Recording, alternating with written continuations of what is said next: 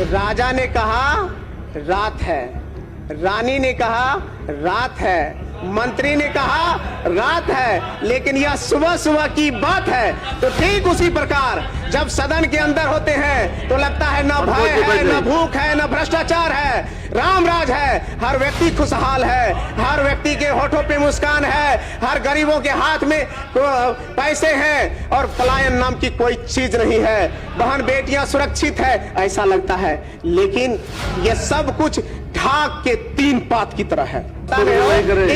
इस विभाग में मैं कार्यरत था, मैं पहले बीडीओ था, और लेकिन माननीय मंत्री जी आदरणीय सरवन बाबू भी जानते हैं कि गौतम कृष्ण बीडीओ बनकर के सेवा करने के लिए आया था, लेकिन इसी विभाग का भ्रष्टाचार में वहां से लड़ करके मुझे यहां पहुंचाया है। मैं यही कहूंगा, जब सदन के अंदर रहता हूं तो ऐसा लगता है कि मानो सुशासन का राज चल रहा है। जब सदन के अंदर होता हूं तो लगता है कि रसगुल्ले बरस रहे हैं। जब सदन के अंदर रहता हूं तो लगता है कि भय, भूख और भ्रष्टाचार नाम का कोई चीज नहीं है। जब सदन के अंदर रहता हूं तो लगता है राम राज चल रहा है। जब सदन के अंदर रहता हूं तो लगता है हर हाथ को काम है, हर घर में रोजगार है, हर व्यक्ति चिंता मुक्त है, हर व्यक्ति खुशहाल है। ऐसी परिपाटी बना करके जिस तरह से सदन में चलते हैं तो ऐसा ही लगता है। लेकिन जब सदन से बाहर जाता हूं तो वही भय, वही भूख, वही भ्रष्टाचार का माहौल देखने को मिलता है, वही आतंक का राज देखने को मिलता है। इसलिए अध्यक्ष महोदय, मैं ये कहना चाहता हूं कि ये एक कहावत है, इसको भी सुन लिया जाए। कृपया शांति बनाए रखें। है, सुन लिया जाए। राजा ने कहा रात है, रानी ने कहा रात है, मंत्री ने कहा रात है, लेकिन यह सुबह सुबह की बात है। तो ठीक उसी प्रकार जब सदन के अंदर होते हैं तो लगता है न भय है, न भूख है, न भ्रष्टाचार है, राम राज है, हर व्यक्ति खुशहाल है, हर व्यक्ति के होठों पे मुस्कान है, हर गरीबों के हाथ में पैसे हैं और पलायन नाम की कोई चीज नहीं है, बहन बेटियां सुरक्षित है, ऐसा लगता है। लेकिन यह सब कुछ ढाक के तीन पात की तरह है, यानी कि कोई बाहर के और अंदर में कोई सामंजस्य नहीं है।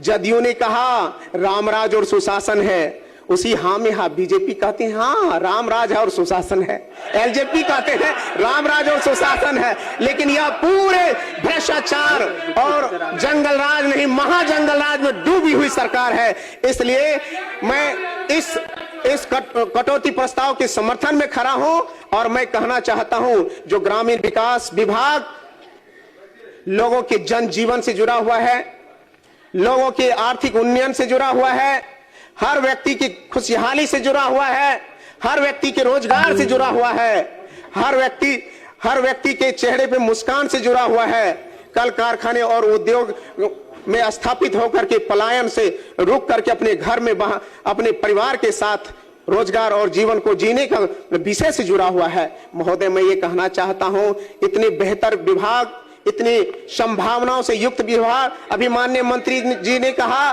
कि 23,000 करोड़ रुपए की यह बजट वाला विभाग है, जो पिछले साल मात्र 16,000 करोड़ का था। तो ठीक है, बढ़ाइए, लेकिन मैं यह कहना चाहता हूं कि इस विभाग में जितनी ज्यादा संभावनाएं हैं, जितनी ज्यादा हर व्यक्ति को खुशहाल करने के एक एक तरीके और चीजें मौजूद है, लेकिन अगर थोड़े से हम लोग भ्रष्टाचार, थोड़े से अपनी जिम्मेवारी और थोड़े से अपनी सरकार की निगरानी में करना शुरू करें तो शायद लगता है कि यह खुशहाल होगा। लेकिन मैं कहना चाहता हूं, जिन सदस्य महोदय को पता नहीं हो, इस विभाग में मैं कार्यरत था, मैं पहले बीडीओ था, और हमारे माननीय मंत्री जी उस दिन हमारे भी मंत्री थे, मैं कहता हूं। लेकिन माननीय मंत्री जी आदरणीय सरवन बाबू भी जानते हैं कि गौतम कृष्ण बीडीओ बनकर के सेवा करने के लिए आया था, लेकिन इसी विभाग का भ्रष्टाचार में वहां से लड़ करके मुझे यहां पहुंचाया है। इसलिए मैं अपने महिषी और नौहट्टा की जनता को दिल से धन्यवाद और सैल्यूट करता हूं। माननीय आदरणीय लालू प्रसाद यादव जी और तेजस्वी यादव जी को सैल्यूट करना चाहता हूं, जिन्होंने गौतम कृष्ण से एक साधारण कार्यकर्ता को, जिसने ईमान को, स्वाभिमान को देखा और उसने अपना नैतिकता और समर्थन दे करके वीडियो से विधायक बना करके आपके साथ, आपके सम्मुख खड़ा होने का अवसर दिया है। तो मैं तो कहता हूं यह विभाग कैसा है उसका प्रत्यक्ष उदाहरण मैं हूं। और मेरे रिजाइन लेटर आपको नेट पे मिल जाएगा अध्यक्ष महोदय, और उस समय की खामियों का मैंने जिक्र किया है। और रिजाइन करते हुए उस रिजाइन लेटर में मैंने लिखा था कि मात्र 14 महीने के जो संक्षिप्त मेरे कार्यकाल थे, 14 महीने की संक्षिप्त कार्यकाल में जो मैंने देखा है, 14 महीने एक ईमानदार अधिकारी को किस तरह से तंग किया जाता है, इसका जिक्र मैंने उसमें किया है।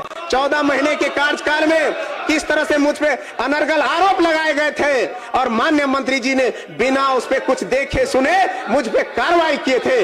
और मैं माननीय मंत्री जो की प्रति आभार व्यक्त करता हूं, शुक्रिया करता हूं और प्रणाम भी करता हूं। अगर आप भ्रष्टाचारियों का साथ नहीं दिए होते तो गौतम कृष्ण ईमान के साथ यहां खड़ा नहीं होता। आप अगर उस दिन आप दूध का दूध और पानी का पानी किए होते, आप अगर भ्रष्टाचारियों का साथ नहीं दिए होते तो गौतम कृष्ण आज वीडियो के रूप में ही काम क्या करता रहता। तो आपका विभाग किस तरह से आंख में पट्टी बांध करके अधिकारियों का मौज मस्ती का ये बना करके काम करता है, उसका प्रत्यक्ष उदाहरण गौतम कृष्ण है।